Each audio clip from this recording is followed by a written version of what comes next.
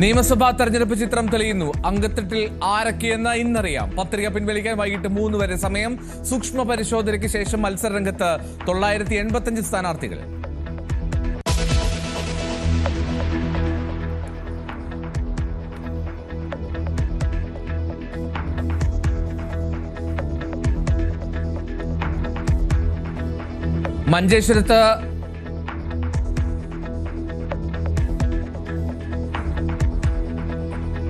മഞ്ചേശ്വരത്ത് SDP പിന്മാറുമോ? സ്ഥാനാർത്ഥിയെ പിൻവലിക്കാൻ ശ്രമം.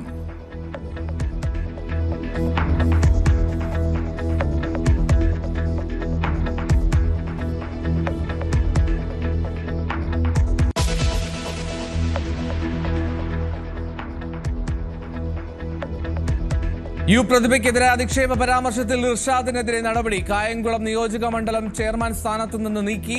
പരാമർശത്തിൽ പ്രതിഷേധം ശക്തം. തെരഞ്ഞെടുപ്പ് കമ്മീഷന് പരാതി നൽകി PK ശ്രീമതി.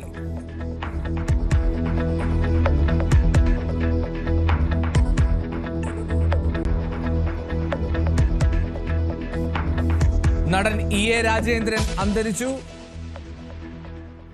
അന്ത്യം കൊല്ലം പട്ടത്താനത്തെ വീട്ടിൽ. സംസ്കാരം നാളെ തൃശൂർ തൃത്തല്ലൂരിൽ. വിടവാങ്ങിയത് 60ഓളം ചിത്രങ്ങളിൽ സ്വഭാവ നടനായും വില്ലനായും തിളങ്ങിയ പ്രതിഭ.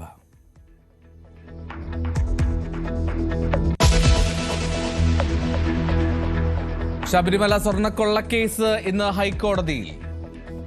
SIT അന്വേഷണ പുരോഗതി റിപ്പോർട്ട് സമർപ്പിക്കും. ശാസ്ത്രീയ പരിശോധന ഫലം ലഭ്യമായില്ലെന്ന് കോടതി അറിയിക്കും.